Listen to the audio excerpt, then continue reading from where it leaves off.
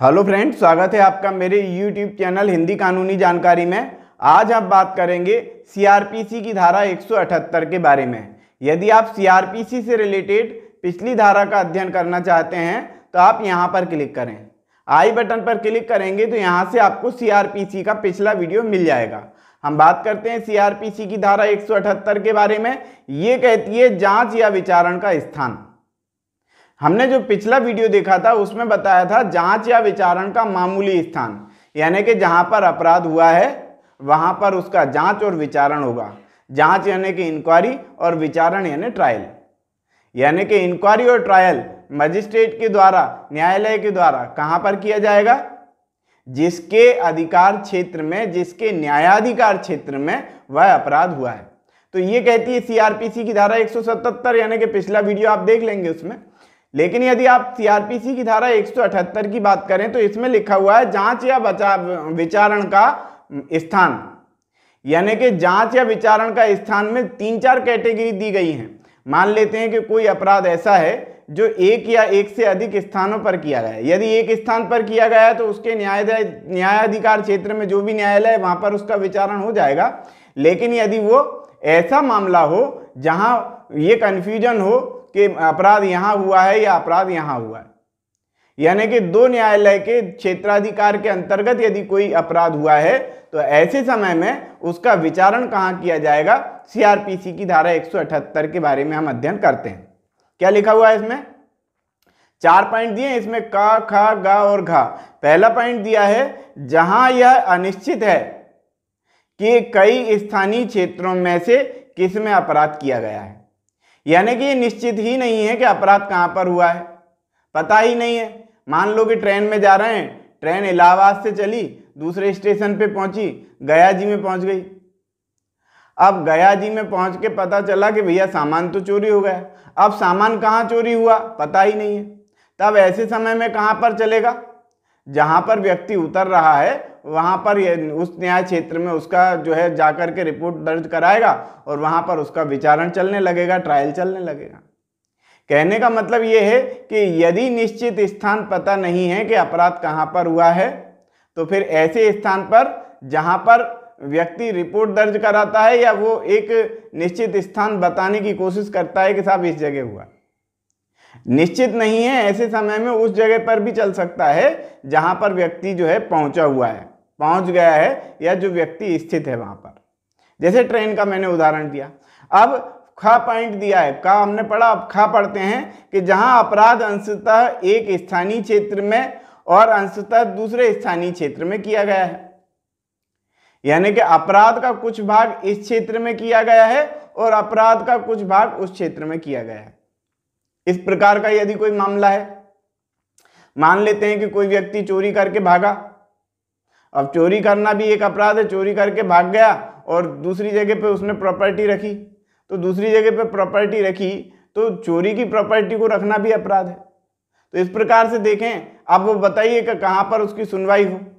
दो न्यायाधिकार क्षेत्र के अंतर्गत यदि मामला आता है कि एक न्यायाधिकार क्षेत्र से किसी व्यक्ति को किसी वस्तु को चुराया गया और उस न्यायाधिकार क्षेत्र से बाहर जाकर के दूसरे न्यायाधिकार क्षेत्र में जाकर के उस अपराधी को बेच दिया गया, तो पहली बात तो अपराध जो है किसी वस्तु को चुराना अपराध है और चुराई हुई वस्तु को रखना, बेचना भी अपराध है।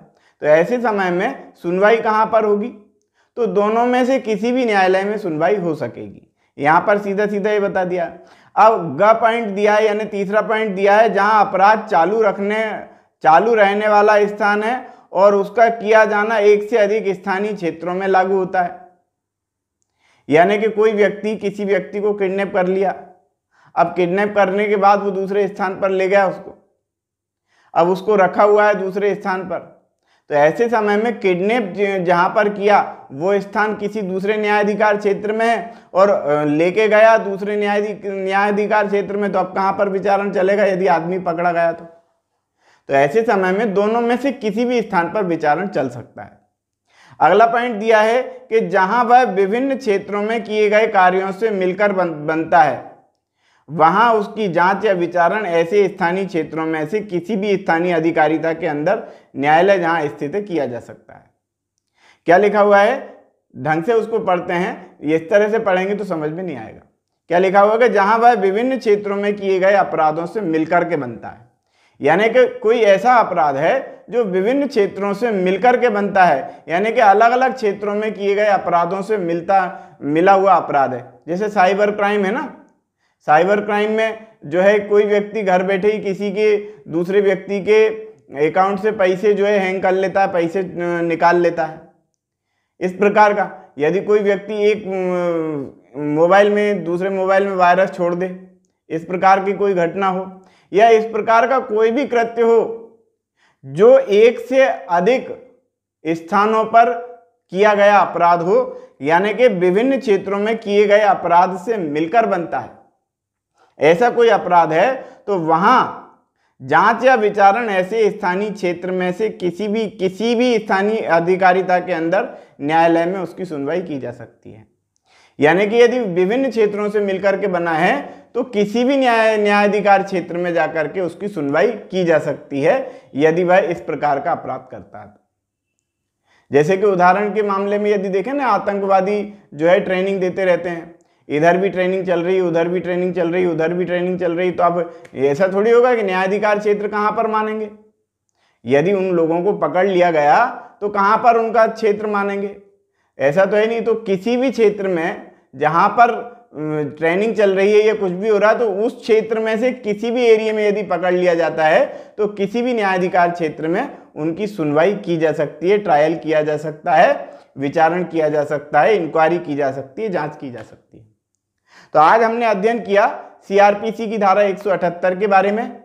यदि आप सीआरपीसी से रिलेटेड या आईपीसी से रिलेटेड समस्त धाराओं का अध्ययन करना चाहते हैं और सीआरपीसी की अगली धारा का अध्ययन करना चाहते हैं तो आप यहाँ पर क्लिक करें। आप यहाँ पर क्लिक करेंगे तो सीआरपीसी का अगला वीडियो भी आपको यहाँ से मिल जाएगा। आईपीसी के संपूर्ण वीडियो, सीआरपीसी के संपूर्ण वीडियो और भारतीय संविधान के संपूर्ण वीडियो यहाँ से आपको मिल जाएंगे। तो आज की वीडियो में इतना ही।